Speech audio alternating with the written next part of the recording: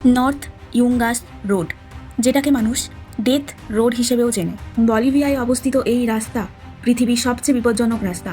এক পাশে খাড়া পাহাড় আর অন্য পাশে প্রায় 600 থেকে 700 মিটার গভীর খাদ, আর রাস্তা মাত্র 3 মিটার চওড়া। দুটো গাড়ি পাশাপাশি চালানোই যায় না।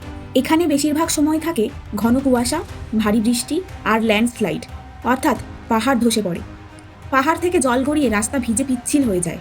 অর্থাৎ রাস্তার পাশে সেফটি ব্যারিয়ার ছিল না। এক ভুল মোড় মানেই গাড়ি খাদের নিচে। 1980 ও 1990-এর দশকে এই রাস্তাকে পৃথিবীর সবচেয়ে বিপজ্জনক রাস্তা ঘোষণা করা হয়।